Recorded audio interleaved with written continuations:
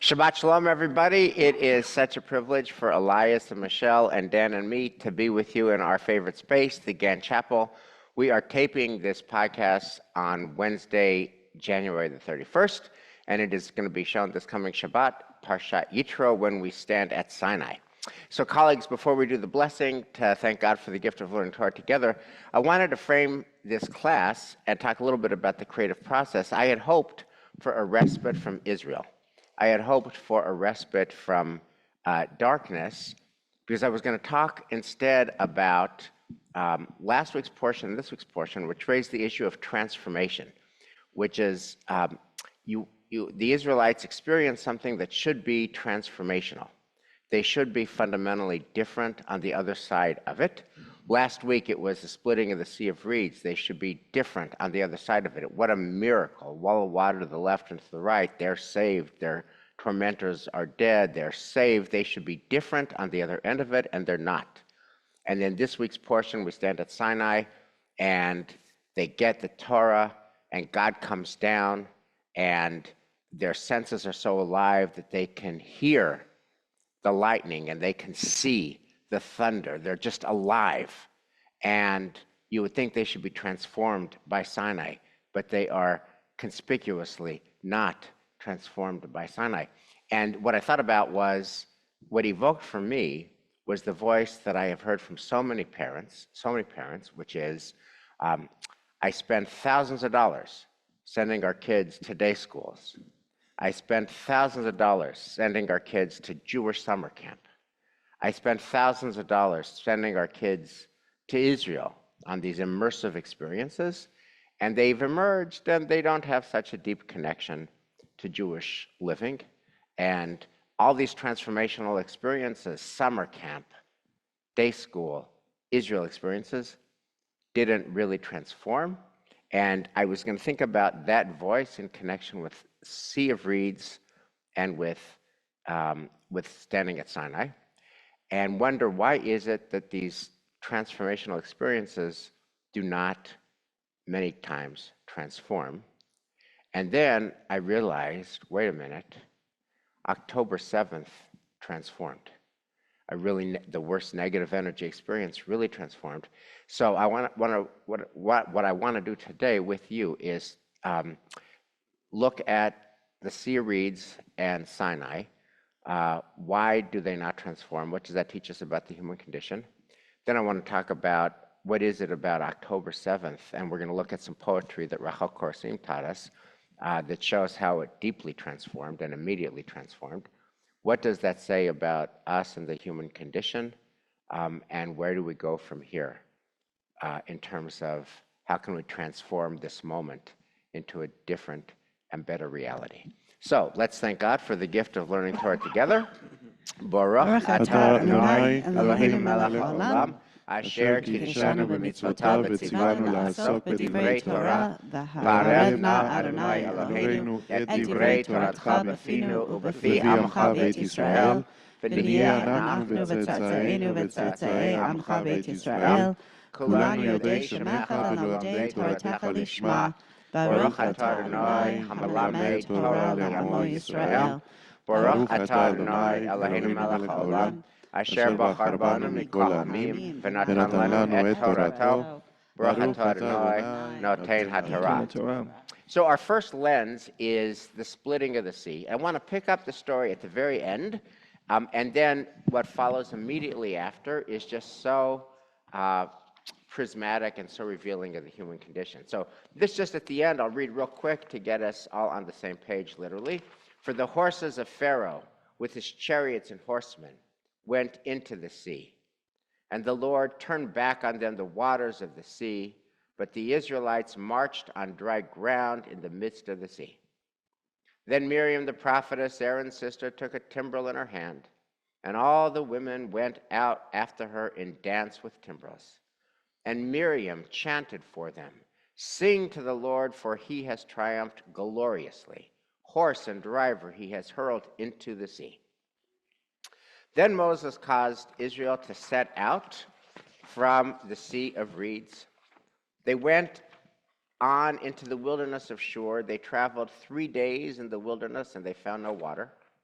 They came to Mara, but they could not drink the water of Mara because it was bitter. That's why it was called Mara.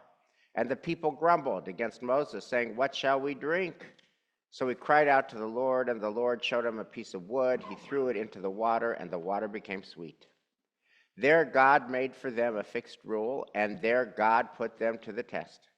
God said, "If you will heed the Lord your God diligently, doing what is upright in God's sight, giving ear to God's commandments, keeping all of God's laws, then I will not bring upon you any of the diseases that I brought upon the Egyptians, for I, the Lord, am your healer." So I want to just kind of begin this conversation by noting that they've just gone through this most manifest miracle. And they are finally free at last, thank God Almighty, and free at last. And Harold Kushner deduces from this text what he calls the 72-hour rule. How long does an afterglow of a miracle last? 72 hours. 3 days later, they're complaining, the miracle's 100 years ago. Who can even remember the miracle? I'm thirsty, where's my water? And then to note, just the coda to the coda, which is, if God wants them to be faithful to God's laws, God's argument is not, hey, I gave you the Sea of Reeds or I took you out of Egypt. God, it's got to be future-oriented. If you do my laws, I'll keep the diseases of Egypt away from you. And if you don't do my laws, then the diseases of Egypt are going to whack you. So again, this text stands for the proposition that there's very little shelf life to a miracle. That gratitude is very short-lived, and that it takes always a lot more stick than carrot to get faithfulness. So what do you think, guys? So the first thing that comes to mind when I read this is such a wonderful connection to last week's class when we talk about the Messianic Judaism or the Dayenu. And Dayenu is exactly the opposite of this. Dayenu is, if you just have opened the waters for us and we will cross, we'll be forever grateful. It's just the opposite. I mean, it's interesting. Who wrote that to begin with? This is clearly the response and the experience of the people that went through that they are complaining. But the others, who probably obviously weren't there, they say Dayenu. It's fascinating how we have both things in the same view of this. And which one to you, Elias, speaks more truth about human nature? Well, I've been fortunate my whole life to never suffer from hunger, so I cannot answer because I would be Dayenu, but this brings in human beings a completely different experience. On a much more mundane level, we see this Shabbat after Shabbat, right? Bar mitzvah kids, Shabbat. Sunday, the party. Monday, forgotten.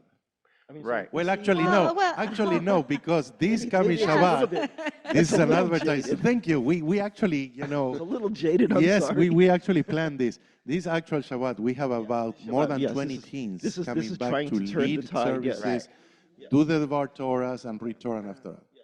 This is meant to turn And the tide. speak Thank you. and tell us all about their transformational experiences here at Temple Emmanuel, So, Michelle, which really do Thank you, Dan. transform and did transform.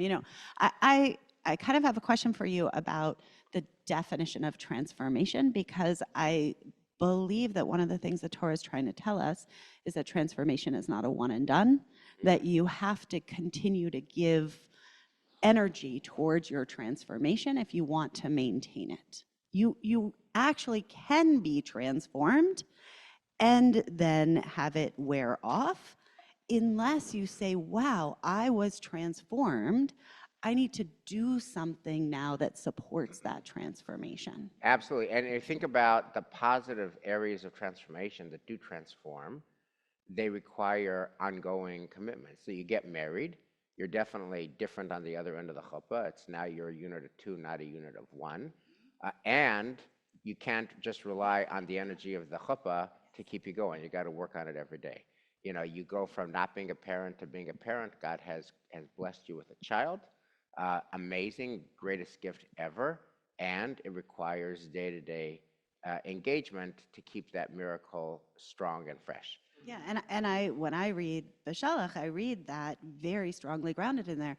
You know, the people actually have a legitimate complaint. They needed water, right? Right.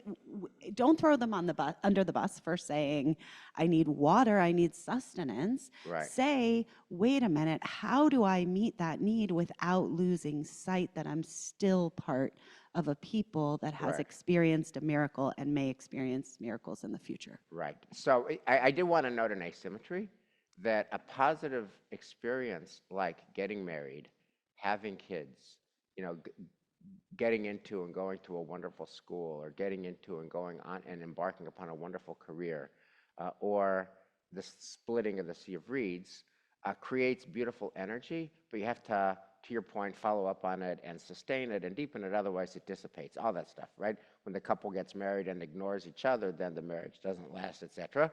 And you have to, it requires ongoing commitment. And I want to just note, and we'll come back to this, that with October 7th, it just feels like it's a different force field. Like this atrocity happened, and we are all changed in a way that is searing and more deeply impacted. Wes, I want to say something that remember before October 7, all these years we've been together, you always, on many occasions, told us that you were part of a generation of rabbis at JTS and leading the congregations these days who didn't feel that comfortable talking about the Holocaust, that the Holocaust was something that the past, that we should focus on Israel and move forward and think about the positivity and the beauty of being Jewish. And for people who grew up somewhere else, I'm not talking about me, I'm talking about other Right. people who grew up somewhere else, to me the most important experience I ever had was going to the concentration camps in Poland. That changed my life. And in other parts of the world, that trip is so popular because you need to know where you come from in order to appreciate more what you have. Yeah, and can I add to that? We have a member here at Temple Emmanuel who made the argument to me that, you know, once the state of Israel existed, we should stop marking Tisha B'Av, because Tisha B'Av is about a destruction, and we currently live in a time as fraught as it is, where the state of Israel exists. I would argue now, post-October 7th, Tisha B'Av is arguably more important than ever to remember how fragile we are. And he would argue, even in that, if you are putting forward an idea that our past destructions, our past losses define us, then you have missed the point of our Jewish endeavor, which is about our future, it's about our hope, it's about our place in the land of Israel.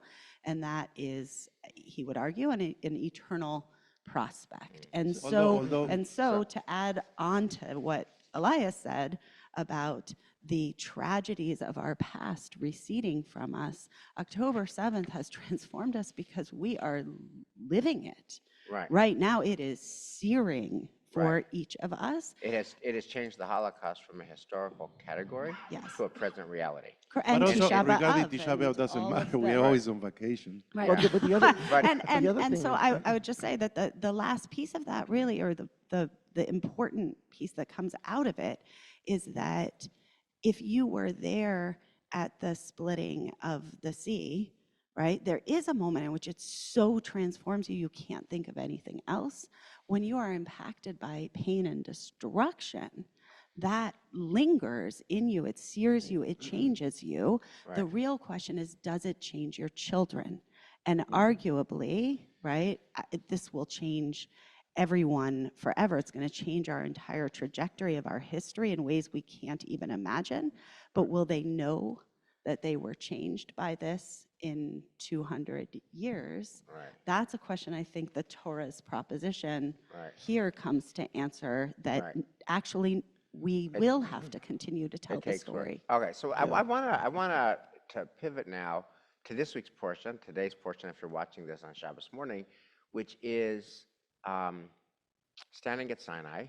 Here is my analogy to this before we read it. Okay, and this is the lens, and it's a little bit crude, but I personally think this is what's going on in this portion. You get married. You come with your partner to your bridal suite. You're in your marital bed. Your partner goes to the restroom to freshen up. While they're gone, you have sex with the chambermaid. That's what happens with the Israelites at Sinai. And we'll look at it, and you tell me if I'm over dramatic. But no, but literally, here, I'll make the case now. They stand at Sinai. The first command is, I am the Lord your God who brought you out of the land of Egypt. The second command is no idols. Don't make any idols. They hear that. God spoke those words. They hear this. It's very dramatic. They hear this. I am the Lord your God who took you out of the land of Egypt. I am the Lord your God. Anochi Adonai Elohecha asher hotzitichem me'eretz Mitzrayim. And do not make any idols. While Moses is in the very process of bringing down the commandments, the 10 Commandments, the Israelites create a golden calf, and they say of the golden calf, this is the Lord who took us out of the land of Egypt. It's a complete and direct betrayal of Commandment 1 and Commandment 2, while Moses is actually bringing down said commandments. So I just want to talk about what that says about human nature. So I'm going to just look at the text, let the language of the text speak for itself. The Lord spoke all these words saying, on page 4 of the handout, this is the first commandment. I, the Lord, am your God, who brought you out of the land of Egypt, a house of bondage. You shall have no other gods besides me. You shall not make for yourself a sculptured image or any likeness of what is in the heavens above, or on the earth below, or in the waters under the earth. You shall not bow down to them or serve them. Command 1 is, I'm God who took you out of Egypt. Command 2 is no idols, okay? Now, the sin of the golden calf, okay? Moses is literally bringing the tablets down from Sinai to give them the tablets, and we're on page 6, chapter 32. When the people saw that Moses was so long in coming down from the mountain, the people gathered against Aaron and said to him, come, make us a god who shall go before us. For that man Moses who brought us from the land of Egypt, we do not know what has happened to him. Aaron said to them, take off the gold rings that are on the ears of your wives, your sons, and your daughters. Bring them to me. And the people took off the gold rings that were in their ears and brought them to Aaron. This he took from them and cast in a mold and made it into a molten calf. And they exclaimed, this is your God, O Israel, who brought you out of the land of Egypt. When Aaron saw this, he built an altar before it, and Aaron announced, tomorrow shall be a festival of the Lord. Early the next day, the people offered up burnt offerings, brought sacrifices of well-being. They sat down to eat and drink, and then they rose to dance. So it just feels, I just want to note how the Torah goes out of its way to narrate a complete betrayal. Command 1, I'm God who took you out of Egypt. Command 2, make no idols. Moses is literally bringing down the commandments. And what do? They make an idol. And they say of the idol, you are the one who took us out. How is that not a complete and total betrayal on their wedding night, so to speak? Literally, Moses is bringing the commandments down. I mean, So what does that tell us about, what does that tell us about human nature, dear colleagues? well, first of all, the people didn't hear these commandments yet. Of course they heard them. Oh, that's right. Yeah, I'm sorry. Of course they heard My them, mistake, Dan. my error. You're Of right, course that's they right. heard them. Yeah, Yes, it says that God spoke all these words saying. Of course they heard them. yes. That's the whole point. Right, so my error. E- But Exodus 19 is all about the stage and crew, the lighting, and Yes. and the thunder and the lightning, and their senses are so alive. So of course they heard them. Although to be And it says that God spoke these words saying. Of right, course they although heard to them. be fair to Dan, right, the timeline here is so interesting, and there are midrashim to support Dan that because they were so scared and because of the thunder and the lightning and the shofar and all of that, that the only thing they heard was the aleph of the Anochi. Right. And they couldn't hear the rest. Right. So Dan is using a midrash. Fair enough. There's a midrash for everything. Angels and demons all quote midrash. But if you actually read the words of Exodus 19 and Exodus 20, if you actually read what it says that they were all there, and God spoke these words, saying. Yeah, I'm sorry. I'm just giving you your time. But back to the question. What does this rank betrayal say to us about human nature and about transformative? I have my drush on this. Let me just finish quickly. Yeah. So, because the other thing is that we're looking at also the human element of it. Yes. And we have Aaron doing his best to keep the people at bay. Give me the rings. I'll burn it down. I'll burn something. I'll make something. And we're not going to do the sacrifices now. We're going to do it a whole day later, saying to himself, Moses, get back. We need you now. And he hasn't returned. So he's, Aaron is Rodev Shalom, Rodev Shalom. He's trying to mitigate the situation as best he can by keeping the people somewhat at bay. Yeah, I mean, I definitely I don't agree with what happens, but I think there's a way to spin it that it's not necessarily only the people's fault. My view is very different. And since you brought it, I want to continue doing the comparison about the wedding. I believe that, don't laugh, I believe that in today's day and age, most of the people who get married, they do it because they fall in love with each other, all right? We have to go back to the arranged marriages 100 years ago or more to find that there is actually no love there. So I'm not so sure there was love in the Jewish people with Moses and this idea of God. First of all, you have to understand, I'm a slave, but I have a house. I have food. I have a place to go after every day. Right. This idea, wait, you didn't ask me if I want to leave this place. You're just saying, I'm your leader, who clearly cannot talk really well because he's not a good speaker like you guys are, because he stutter, all right? And this idea that, no, we have our own God. By the way, we are Jewish. We have our own God after 400 years. No, you're confusing. We have our God, and this God will take us from here, and we'll be walking around in the middle of nowhere with no house, no bed, and no food. Where is the love there? I don't believe this guy. I would have acted like all these people with Aaron, all right? Because I want everything, my primary necessities, back with me. So I don't think, maybe after 5 years, you go on a trip. Right. In the wedding, there is no love anymore, and then you cheat on your wife. So a few things. First of all, by the way, the standard midrash on Sinai is it's a wedding, right? The standard midrash is that Sinai is the chuppah, God is the chatan, the people of Israel are the kala, and the Torah is the ketubah. So to bring in, because to deal with, But his just point about I the wanted to arranged just, marriage. I just wanted to ground my take on the fact that traditional Jewish exegesis sees this as a wedding. What I hear you saying, Elias, is that that there's a Maslow's hierarchy issue, which is the Israelite slaves, they want grounding, they want food, they want water, they want a house, they want a routine, they want infrastructure, they want scaffolding, and they're taken out of all that and they're put in the wilderness, which is in between land. They don't have sure food, they don't have sure water, they don't have housing, they have clouds and manna, not exactly anchoring, and that's what this text is about. Michelle? Yeah, I find that my favorite commentary on this section of Aaron and the people here says that because the people didn't know how to worship God, they hadn't really been trained in this, that this was sort of an error that they make. Moses has disappeared. They had seen Moses as the stand-in for God, and that I like the commentary. I'm not sure I believe it, but I like it, that they make the golden calf because it's a stand-in for the one God, right? Not that they're trying to commit idolatry, but that they are trying to have a representation of the one God, which is something obviously that they need to learn. That's not the right way. Right.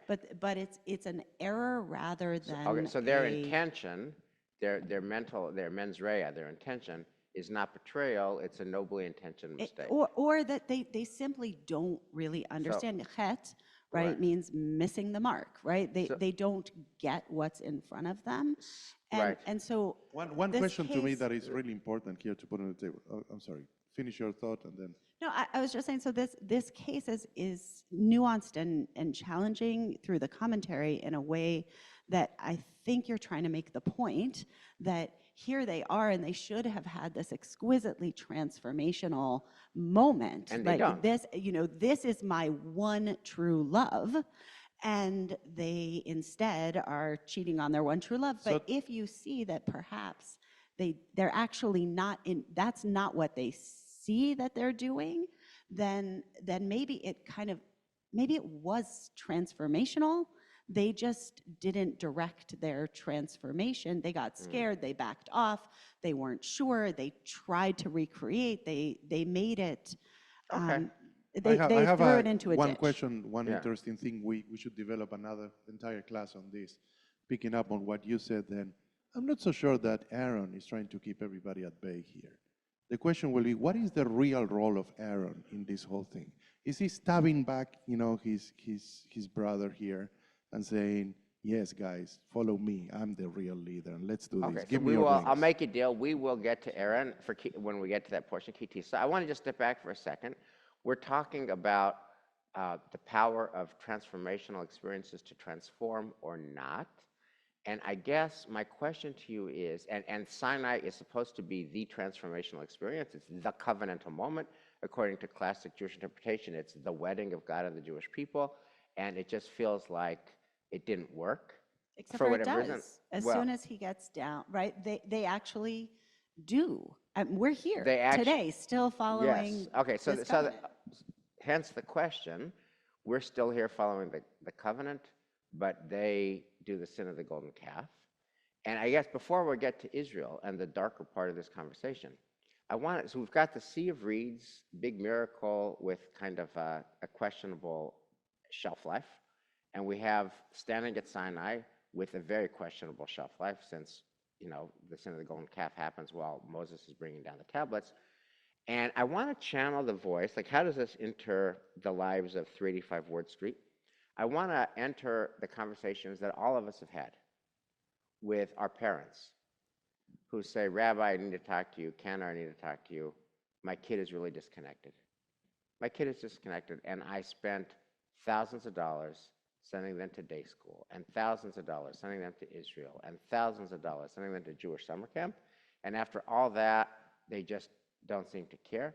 Before we get to Israel, what does the Sea of Reeds and Sinai and their power to transform or not, what light does it shed on our modern educational tools to transform, such as day So, school, Israel, Yeah, and so summer I'm camp? not sure I buy your premise that they don't transform. Since this is going to be shared on Shabbat morning, I will invite all of you who are tuning in to stay and go to services on our live stream, because you will see examples of teenagers who are going to be sharing words about how they were transformed. And sometimes immediately, Right. and sometimes indelibly, and sometimes like years later in ways they didn't expect. And I think we expect that when you are transformed, it's going to be complete, it's going to be forever, it's going to be just so amazing that you're always up here.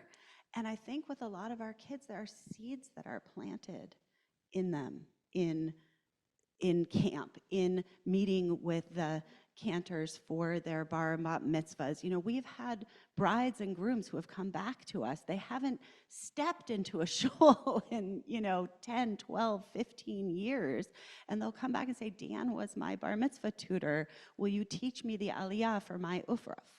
Right? So the question is, what are you looking for in your transformation? And could you have a dayenu with your transformation, that those seeds were planted and they may take time to come to fruition? Right, and those moments, to me, it is my vision in life, these type of moments where you have absolutely happiness and everything is, at the moment you feel it will transform your life, it's hard to maintain that intensity, that happiness, that, out of the blue moment, because life is not that. Life is Right. much more mundane, everyday life, Right. Yeah. activity. And yet you are transformed because you have all these, what we call sliding doors moments. There are things that you are different because you have experienced them. The way you look at the world, you can't go back anymore. And that's true for negative things, it's true for positive things, and often it's true in ways we don't understand. So I'm in And charge of humor in these classes. I don't know if you realize Yes. this. So I want to bring a vignette. So years ago, I was playing tennis, and I play at a place that they match you up with somebody else that you don't know. So here comes and senior, all right, to play tennis with me, and he starts hitting the ball, and I realize he cannot move. And then I said, oh, this club is terrible. They put me to pair with this. I'm going to be wasting my time. Anyways, he beat me like 6-1 or something like that. And the entire match, I was swearing and throwing my racket against the wall. And like you see John McEnroe and Yes. stuff like that. And then at the end, I go and shake his hand. And he says, I'm not going to play with you anymore. And I said, why is that? Because you behave like a kid. Why are you doing this if you don't enjoy it?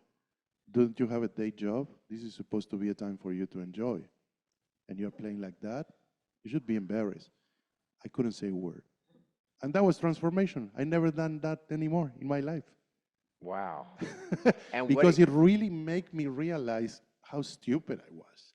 When I'm not here at work and I'm trying to enjoy myself, do sports just for the sake of it, and trying to improve my game. And that's it. Don't take it that seriously. It's ultimately a game. right. But I always remember when I play tennis. So thank you for that, Elias. I wasn't sure where you were going, but I'm glad you went there because I wanna just note where we are in the conversation before we pivot to Israel. The Sea of Reeds, standing at Sinai, and what does it mean to our own Jewish commitments and the commitments of our children and grandchildren. And I hear wise cautionary notes from my wise colleague over here that it takes time, you have to have patience, you have to have generosity of spirit, you never know, and you don't know what seeds are planted, and therefore you have to have a long game. And you can't say that the transformational experience didn't transform. Maybe it didn't transform immediately, but who knows, in the fullness of time, will it transform? And then that's that. And that's the case of the kid who doesn't come back to shul after their bar mitzvah at 13, and at 33, they email Dan and say, hey, I'm getting married, can you teach me my Torah reading? 20 years later, bingo, okay. Something took, okay. Versus Elias, your story is, after that guy read you the Riot Act, it had an immediate, concrete, positive experience on your life. It transformed. And just to sum up on that, because I didn't finish, Yeah, the whole point of bringing this story, which is funny, yeah. is that I don't believe you need Sinai moments to have an experience Right. that is transformational in your Okay, life. fair enough. Okay. Now, I want to just go, so all of these have been in the category of positive transformation. It happens, it doesn't happen, it takes time, it doesn't take time, it's a Sinai level or it's at the tennis court, but something that has a positive experience. To round out the conversation, I just wanted to begin to think about the other end of Jewish history, which is all the sad stuff, the Tisha B'Av, the Yom HaShoah, and now October 7th. Rachel Korsim has been teaching for these past 2 weeks. I'll just read one real quick poem, which is this poem by Lital Kaplan, The Home Front Command, New Regulations for Small Talk, which is the way in which October 7th has changed how Israelis talk to each other and what are the rules for small talk. What's up? Canceled. Instead use what's shaken up, what's beaten up, what's blown up. What's going on? Banned. Alternatives. What's breaking down? What's forever gone? Instead of the rude, how are you, mashlamcha, we must frown in the face of our friend and ask, how war you, W-A-R, right? Instead of, this you got to do in the Hebrew, ma shlamcha, how are you? Instead do ma milchamtecha, how war you, W-A-R, how is the war you? How is the war you?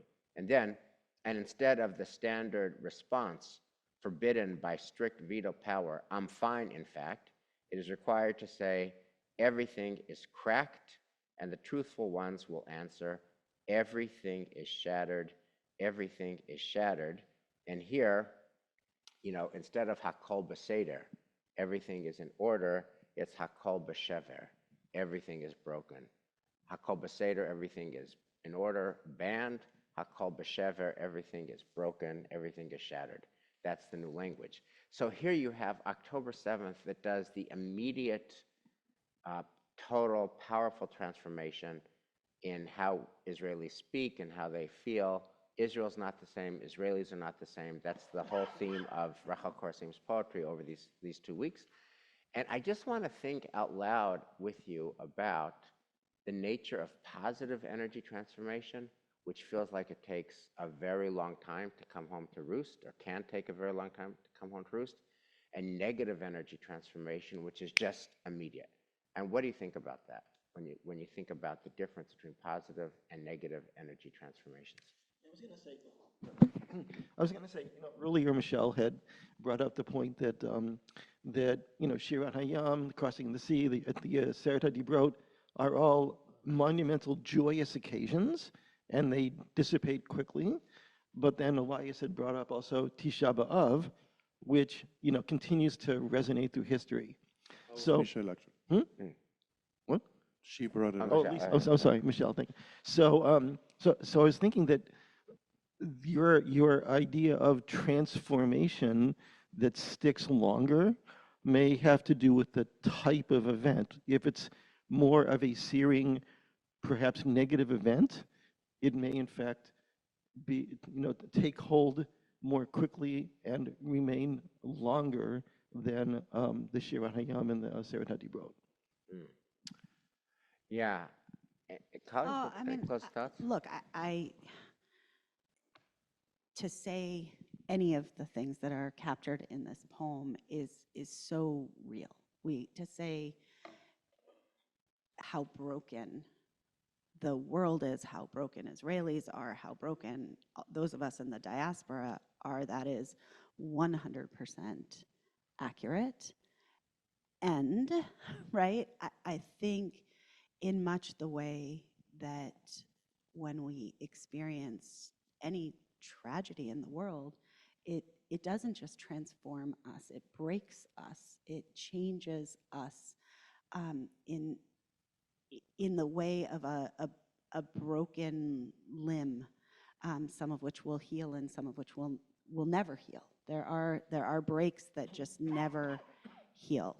And I want to say it's almost a different category than those amazing, positive, wonderful things that happen to us that don't leave a scar. In some way, the pain continues because the scar is always there. And even if you are moving a little past it, you feel it again, and it tings and it twinges and it brings you right back. I mean, each of you have mourned parents, and that there are things that just remind you, and you get right back into that moment again. Whereas Sinai doesn't always have that unless we put it there.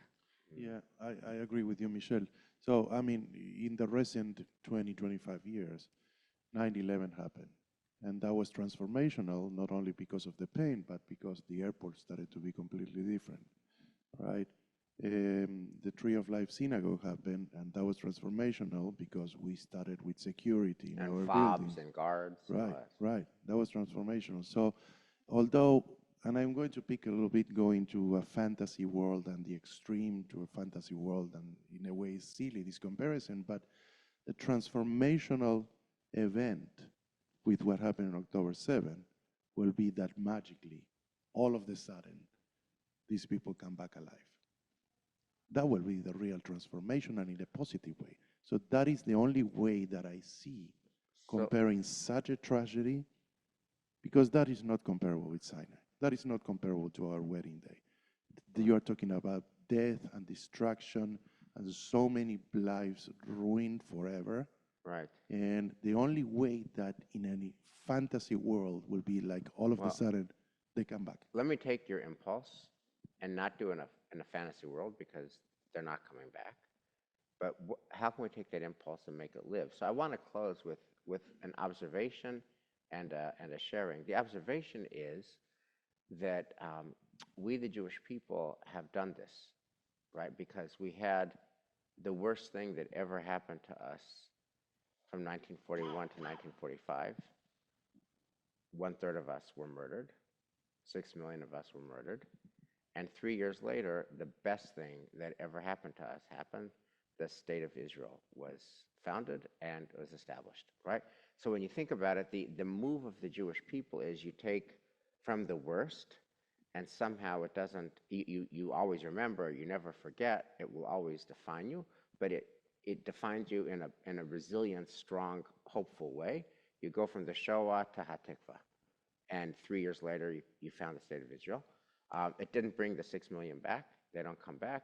But our people's story continues and is ever stronger. And I'll just close with this thought that Micha Goodman has written a book, which is coming out around Pesach time, about a positive energy response to October 7th. How can Israel be a new Israel? How, after the Shoah, we went from no Israel to Israel. After October 7th, how can we go from the Israel that we had on October 6th and October 7th to a newer and better and stronger Israel? And I think that's the aspiration of transformation, to take the pain and to create a better world and a better us. And we'll be with Israel as Israel tries to do that heroic move. Shabbat Shalom. Thank you. Shabbat shalom.